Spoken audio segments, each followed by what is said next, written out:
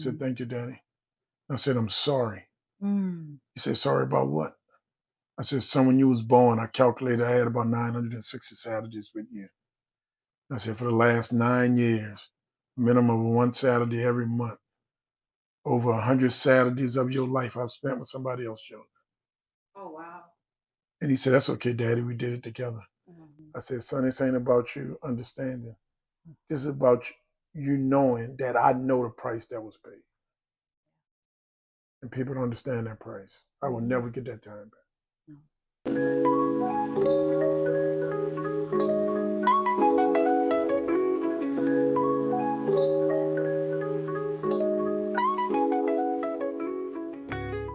Welcome to At Home with Melissa, where we have intimate conversations with entrepreneurs.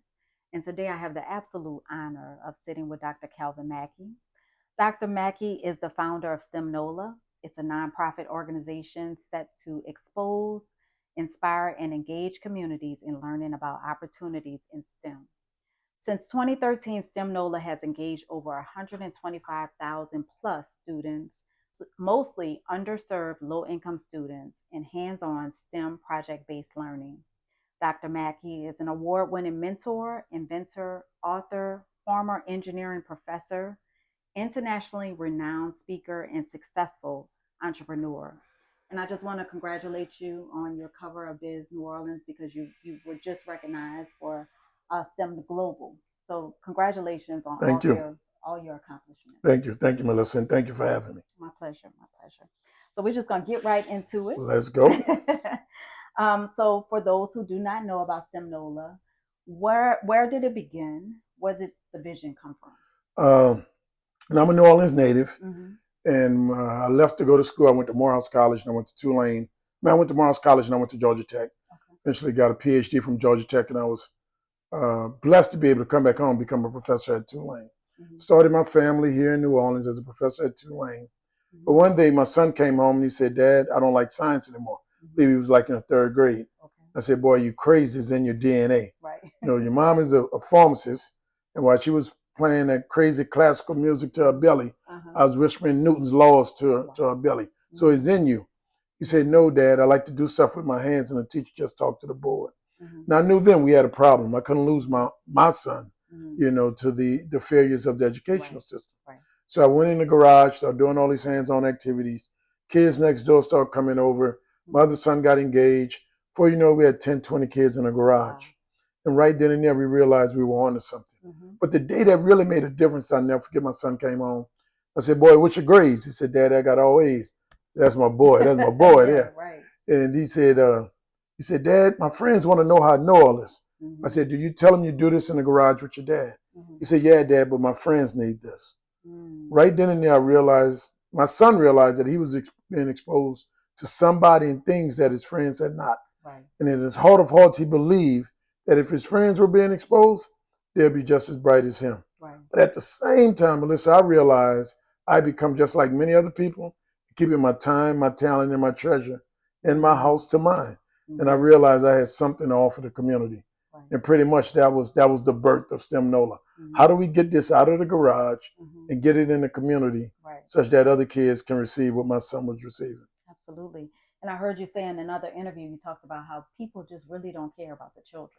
Right. And you definitely care about the children and have made a difference in so many people's lives. So thank you for that. Well, thank you. When I say people don't care about children, people care about their children. When we start talking about the children, that's a different conversation. Right. Many people come up to me and ask me for help for their child or for their children. But when I start talking to them about what we need to be doing for the children, that's a different conversation. They have money for the second line, they got money for the carnival club, they got money for everything. But when you start talking about money for the children, that's a different conversation. Right. And that's real success. Yeah, so that's why I always bring that up. Right. Because if my child and my children are going to be successful, it's very important for me to commit to making sure that another child and other children are successful, such that they can operate as a tribe, as a unit, and as a community of success, rather than picking who we think should and will be successful. Helping the entire community. Helping our entire community. Yes, yes. So STEM NOLA has become a national model. When you look back, what are you most proud of? And when you talk about impact of the children, is it the number of kids served, or what would you consider the impact that STEM NOLA is making? You know, when I look back at STEM NOLA, the thing that I'm most proud of is that we're in year 12. And that's hard to believe. When we started, we were wondering how we was going to get out of year 1, let alone get to year 10, down to year 12. So to have longevity and be sustainable. When you're doing this type of work, people often ask, how are you going to sustain this?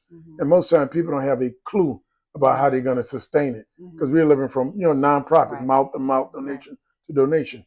But I'm most proud of the fact that we built a process that's replicable and sustainable, such that if I were to disappear, I'm no longer here, I'm confident that it has what it takes to continue on. So that means that we can impact kids regardless of whether Calvin Mackie is involved or not. When we look at impact, we've engaged over 200,000 kids in the 12 years. We've raised millions of dollars. We're building a 30,000 square foot, $15 million STEM center in New Orleans East. And we're going to break ground hopefully by the end of the year. And I'm proud of all that. But when I look at impact, I measure impact kid by kid, kid by kid, and we can point to kids that we have transformed their life. A mother emailed me last week, and her son is graduating from Southern with an engineering degree.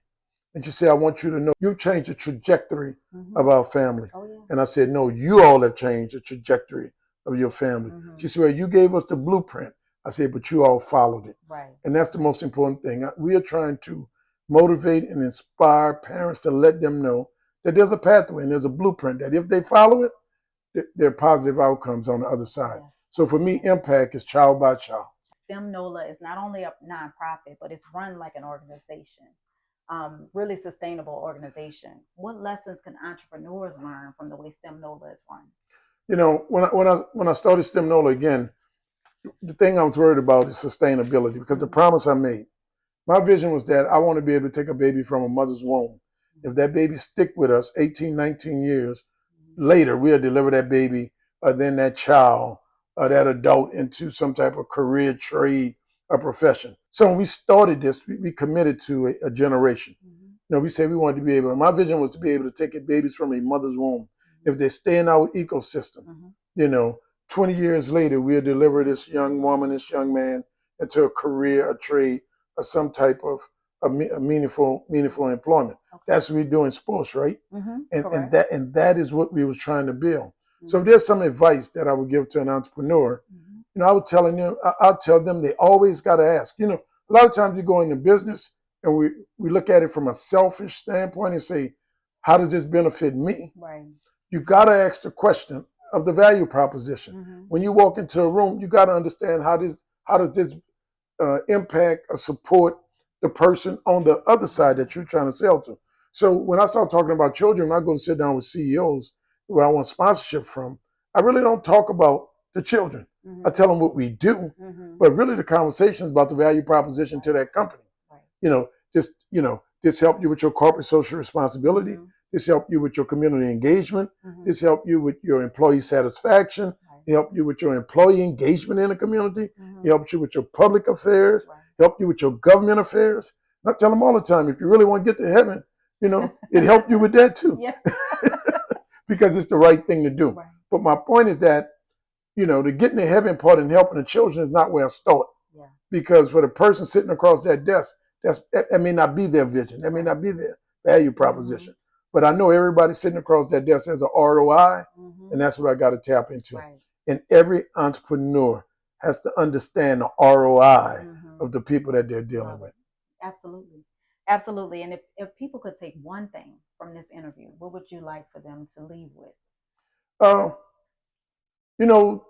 This week I speak at Tuskegee, and it's kind of, I quote Booker T. Washington a lot. I quote George Washington Carver a lot. Booker T talked about how we are as separate as the fingers, but as whole as the hand.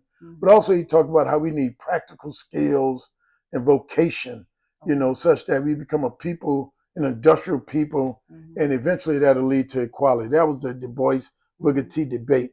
And the thing I take from Booker T is that a man and woman in the 21st century must have skills to pay the bills. The man or woman who doesn't have skills asks people how much they pay. The man or woman who does have skills tell people how much they charge. Okay. So the point I want people to take from this conversation is that you gotta have skills. You gotta have marketable skills. And those skills are changing every day. Right. So you gotta be able to learn, unlearn, and relearn. Right. I hear people all the time say, I went to college and I graduated this degree and I'm not doing anything in that area. I say because the purpose of going to college was never for you to get a degree in that area. The purpose of going to college was to get you to a point where you understand you can learn whatever it is you need to learn. So as the market change, people have to pivot. Right. And with one of the greatest challenges facing society and especially our community today, is people got to get upskilled for the 21st century. Right. You have to be moving. You got to be moving and learning. If you want to be marketable. Yep, because what you learned 5 years ago just may be obsolete right now. It probably is. It probably is. Yeah. Right. And I tell them this. I say the man and woman, AI and robotics will not displace your job. A man or woman using AI or robotics is going to take your job. So you need to learn it. You need to learn it. Absolutely. There it is. Absolutely. So we have a little thing we call rapid fire. Okay. Where we just ask a few questions, this or that, and we just have you answer it quickly. This or that. All right. So book that changed your mindset. Book that changed my mindset. What got you here won't take you there.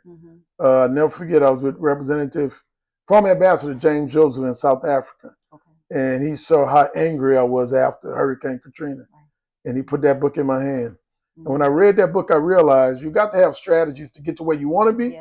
But once you're there, you got to have strategies to take yourself to the next level.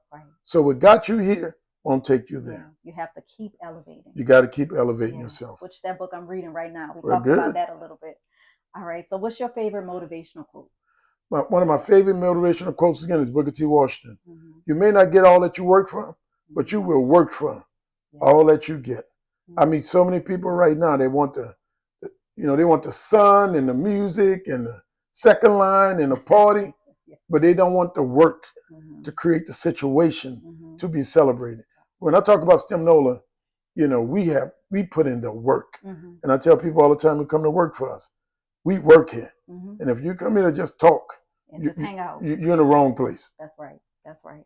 All right. So morning routine in one word. Morning routine in one word. Meditation. Or reading. I wake up and the first thing I do is I grab something to read. To clear my mind, to level set myself. So I would say reading. It's important. Whatever it is, read something. Just start your brain working. Get your brain going. There's no doubt every morning. Now, I need to do something to get my body going. So that's a whole nother story. We need the body and the mind going at the same time. At the same time. Dr. Calvin Mackie, thank you for your work. It's absolutely wonderful what you're doing for the children because you care. Thank you for allowing us to share this moment with you.